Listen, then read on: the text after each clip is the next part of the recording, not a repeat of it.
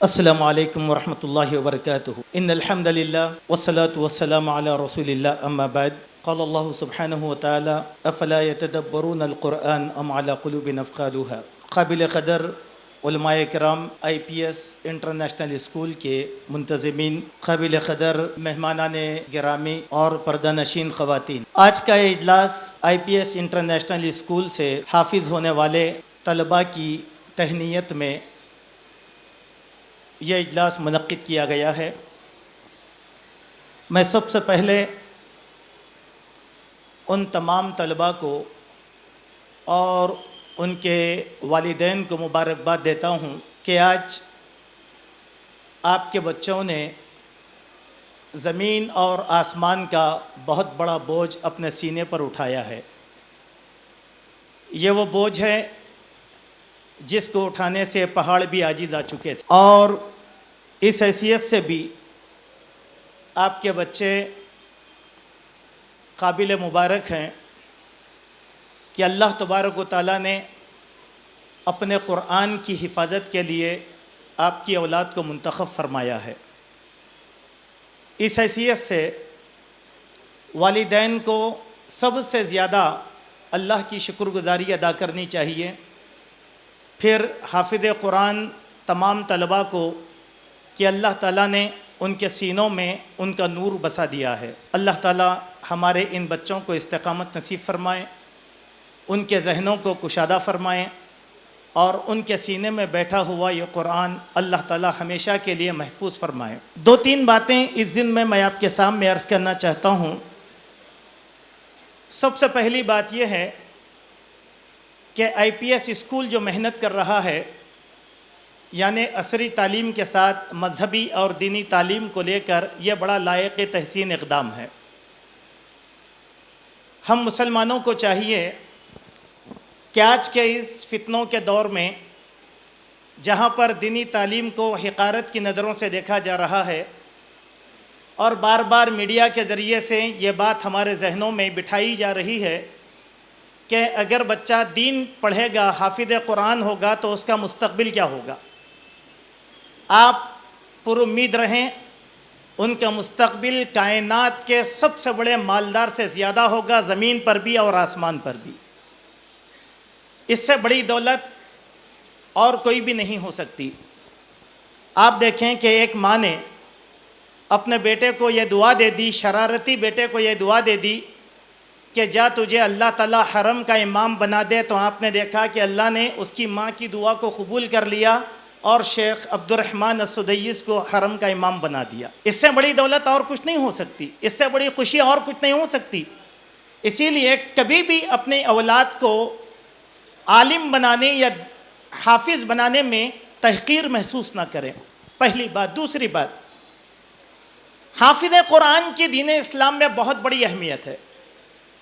اللہ کے نبی صلی اللہ علیہ وسلم کو جتنی بھی تکلیفیں کفار اور مشرکین کی طرف سے پہنچی ہیں، ان تمام تکلیفوں میں سب سے اذیت ناک جو تکلیف اللہ کے نبی کو پہنچی، بیر معونہ کے واقعے میں 70 حفاظ صحابہ کرام کا ناحق قتل کر دیا جانا تھا۔ بہت شدید تکلیف پہنچی تھی۔ کافروں نے دھوکے سے اللہ کے نبی کے 70 ان صحابہ کو شہید کر دیا جو حافظ قرآن تھے، جن کے سینوں میں قرآن تھا اور اللہ کے نبی کے وہ بہت محبوب تھے۔ تو اللہ کے نبی کو بڑی تکلیف پہنچی تھی، بہت تکلیف پہنچی۔ اس حیثیت سے حافظ قرآن کی اہمیت یہ معلوم ہوتی ہے کہ حافظ قرآن کا ہونا قیامت تک کسی بھی مشرک کو پسند نہیں رہے گا۔ اسی لیے آپ دیکھیں گے جب بھی کوئی بات ہوتی ہے تو آپ کے ذہن کو بنایا جاتا ہے کہ حافظ قرآن کیوں، حافظ قرآن کیوں، یہ تو بچوں پر ظلم ہے، کس طریقے سے بچے پڑھتے ہیں، کیسی سخت محنت کروائی جاتی ہے، کیسے مار، کیا یہ بھی کوئی انسانیت ہے، اس کا مستقبل کیا ہے؟ اس کا مستقبل سنہرا ہے۔ اسی لیے مشرکین کا بہترین جواب یہ ہے کہ مسلمان کا ہر بچہ حافظ قرآن بنے۔ سبحان اللہ، یہ اللہ تعالیٰ نے قرآن کو محفوظ کرنے کا ایک طریقہ بنایا۔ دوسری اہم بات، حافظ قرآن کی اہمیت اس بنیاد پر بھی سب سے زیادہ ہے کہ حضرت عمر بن خطاب رضی اللہ عنہ، ان کا دورہ خلافت 10 سال کا احاطہ کرتا ہے، 10,000 کلومیٹر کا احاطہ کرتا تھا. لیکن اتنی وسیع سلطنت کی جو مجلس شورا تھی وہ صرف 10 افراد پر مشتمل تھی، اور وہ 10 کون تھے؟ سارے کے سارے حافظ قرآن تھے. سبحان اللہ. اس سے ایک مسئلہ کیا نکلا کہ امت کی قیادت، امت کی عمارت، امت کی صدارت، لیڈرشپ اگر کسی کو دینا ہے تو علماء میں بھی پہلے یہ دیکھنا چاہیے کہ حافظ قرآن کون ہے. کیوں؟ ایک عام عالم کے مقابلے میں اگر کوئی حافظ ہو تو اس کا درجہ سب سے زیادہ آگے ہوتا ہے. کیسے؟ ایک واقعہ سیرت میں بیان کیا گیا، سرسری طور پر ہم وہ واقعہ آپ کے سامنے رکھیں گے کہ احد کے میدان میں 70 صحابہ شہید ہوئے تھے. جب ان کی تدفین کی باری آئی تو اللہ کے نبی نے کہا کہ لحد میں یعنی قبر میں اس آدمی کو پہلے اتارو جو حافظ قرآن ہو. سبحان اللہ. حافظ قرآن کی اہمیت کا اندازہ آپ اس بات سے بھی کر سکتے ہیں، بڑے ڈاکٹرز ہیں، انجینئرز ہیں، فلاسفہ ہیں یا سائنٹسٹ ہیں، سارے کے سارے لوگ بیٹھے ہوئے ہیں، لیکن جب مسجد میں امامت کی باری آئے گی، قوم میں نماز پڑھانے کی باری آئے گی، تو وہ آدمی نماز پڑھانے کا سب سے زیادہ حقدار ہے جس کو قرآن مجید سب سے زیادہ یاد ہے. اگرچہ کہ وہ ایک معصوم بچہ زکوان کی طرح ایک نابالغ اور معصوم بچہ ہی کیوں نہ ہو، پہلے امامت کا حقدار وہ لڑکا کہلایا. کیوں؟ کہ وہ حافظ قرآن ہے. اسی لیے میرے بھائیوں، اللہ کے پیارے نبی جناب محمد رسول اللہ صلی اللہ علیہ وسلم کی ایک حدیث میں حافظ قرآن کے مراتب اس طریقے سے بیان کیے گئے کہ قیامت کے دن اللہ تعالی حافظ قرآن کو بہت اعزاز بخشے گا، اور اس کے حسن و جمال میں، اعمال کے حسن و جمال میں خوبصورتی بہت زیادہ عطا فرمائے گا. سبحان اللہ. یہی قرآن کہے گا کہ اے اللہ اس کی خوبصورتی میں اور اضافہ فرما.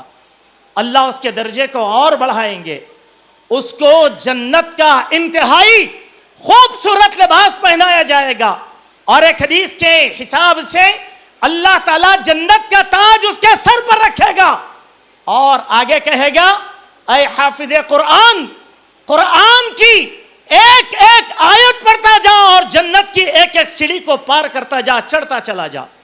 سبحان اللہ. یہ کسی اور کے حق میں نہیں ہے، یہ کسی اور کے حق میں نہیں ہے، آپ کے اپنے حافظ قرآن بیٹے کا یہ اعزاز ہے جو اللہ تبارک و تعالیٰ عطا فرمائیں گے. اسی لیے میری ماں اور بہنوں، میں ایک نصیحت اپنی بہنوں کو کرنا چاہتا ہوں جن کی اولاد حافظ قرآن ہوئی ہے. بچوں کو تو اساتذہ نے حافظ بنا دیا، لیکن ان کے حفظ کو مستحکم رکھنا، ان کے حفظ کو مضبوط رکھنا، یہ ایک ماں کا کام ہوتا ہے، ایک ماں کی ذمہ داری ہوتی ہے. اس کے کئی واقعات سیرت کے اندر بیان کیے گئے ہیں. آپ کی ذمہ داری ہے کہ ابھی شیخ رفیق مدنی نے آپ کے سامنے کہا کہ روز ایک پارہ پڑھے. روز ایک پارہ تو عام مسلمان بھی پڑھتا ہے، لیکن آپ صبح سے شام تک اپنے بچے کو اس طریقے سے ٹائم ٹیبل بنا کر دیں کہ وہ قرآن کا کم سے کم صبح سے شام تک 2 پارے کا اعادہ کرے. فجر کی نماز کے بعد 1 پارہ، ظہر کے بعد پاؤ پارہ، عصر کے بعد پاؤ پارہ، مغرب کے بعد پاؤ پارہ، سونے سے پہلے پاؤ پارہ. 15 دن میں 1 مرتبہ آپ کے بچے کا اعادہ ہوگا، مہینے میں 2 مرتبہ آپ کے بچے کا اعادہ ہوگا. اگر آپ اس کی پابندی کروائیں تو سال کے 12 مہینے ہوتے ہیں، 24 مرتبہ آپ کے بچے کا قرآن دہرایا جائے گا اور بچے کا حفظ بہت زیادہ پختہ ہوگا. ورنہ قرآن کی ایک باریک کیفیت کو یاد رکھیں کہ قرآن کی مثال آوارہ اونٹ کی ہے. اگر اس کو چھوڑ دیا جائے تو جیسے یاد کرو گے ویسے ہی بھول بھی جاؤ گے. سب سے پہلے بھلائے جانے والا کلام قرآن مجید. ایک آدمی حافظ قرآن بن جاتا ہے لیکن قرآن کا اعادہ نہیں کرتا، اللہ کا یہ نور اس کے سینے سے اللہ تبارک و تعالیٰ اٹھا لے گا. کہنے کو فخر کو وہ حافظ رہے گا. آخری مثال میں آپ کے سامنے قرآن مجید کی دینا چاہتا ہوں. ایک حدیث میں قرآن مجید کے متعلق ایک تشبیہ دی گئی ہے. اس تشبیہ کو ہم سب لوگ یاد رکھیں، والدہ بھی یاد رکھیں، والد بھی یاد رکھیں، بچے بھی یاد رکھیں. حافظ قرآن تو آپ بن گئے ہیں، لیکن اس قرآن میں ایک روح چاہیے، ایک روح چاہیے. سبحان اللہ. کیسی روح؟ تلاوت کی روح. تلاوت کی روح. صحابہ بہت بڑے حفاظ قرآن تھے لیکن ان میں بھی حفظ کے مدارج تھے. جیسے ایک مرتبہ کی بات ہے, ام المومنین حضرت عائشہ رضی اللہ عنہا عشاء کی نماز ادا کرنے کے بعد گھر کو تھوڑا سا تاخیر سے واپس آئی مسجد سے. اللہ کے نبی نے پوچھا کیا بات ہے عائشہ کے تاخیر ہو گئی؟ کہا کیا کہوں, آپ کے صحابہ میں سے ایک صحابی اس لب و لہجے میں قرآن پڑھ رہے تھے کہ ان کا قرآن مجھے گھر آنے سے غافل رکھ دیا. سبحان اللہ. کہا کہ چلو سنتے ہیں. اللہ کے نبی عائشہ کو لیے پھر مسجد میں تشریف لائے تو دیکھا کہ حضرت سالم. کون سالم؟ ایک غلام, آزاد کردہ غلام. حضرت ابو موسیٰ اشعری کے مولا, آزاد کردہ غلام, بڑے لب و لہجہ میں خوبصورت لہن میں قرآن پڑھ رہے ہیں. تو اللہ کے نبی صلی اللہ علیہ وسلم کی زبان سے ان کے حق میں ایک دعا نکلی. کیا کہا؟ اے اللہ تیری تعریف ہو کہ تو نے میری امت میں سالم جیسے لوگوں کو پیدا کیا ہے. بہت ممکن ہے کہ سالم کی طرح آپ کا بیٹا بھی وہ درجہ پا سکتا ہے. آپ کا اپنی اولاد جو حافظ قرآن ہوئی وہ بھی اولاد وہ درجہ پا سکتی ہے. سبحان اللہ. جن کی تکریم قیامت کے دن اللہ کرے گا. اس دن میں ایک آخری حدیث, قرآن کی 4 مثالیں حدیث میں دی گئی ہیں. پہلی مثال قرآن پڑھنے والے کی مثال اور قرآن پڑھنے کے بعد اس پر عمل کرنے والے کی مثال سنترے کی طرح ہے. سنترے کی طرح, اورنج سنترا. کیا کہا اللہ کے نبی نے؟ اس کا مزہ بھی عمدہ ہے اور اس کی خوشبو بھی بڑی عمدہ ہے. سبحان اللہ. لوگ لطف اندوز بھی ہوں گے اور اس سے جو ہے تاثیر بھی لیں گے. دوسری مثال, ایک ایسا حافظ قرآن ہے جو قرآن تو پڑھتا ہے لیکن قرآن پر عمل نہیں کرتا. آواز بڑی شاندار ہے, لوگوں کی واہ واہ ہے لیکن عمل نہیں ہے. تو کہا کہ اس کی مثال کھجور کی طرح ہے. کھجور کا مزہ تو بڑا عمدہ ہے لیکن اس میں خوشبو نہیں ہے. خوشبو نہیں ہے. پھر کہا ایک ایسا حافظ قرآن جس کے دل میں نفاق ہے, چھپا ہوا نفاق. اس کا قرآن پڑھنا ایسے ہی ہے جیسے چمیلی کا پھول جس کی خوشبو تو بڑی اچھی ہے لیکن اس کا مزہ بڑا کڑوا ہے.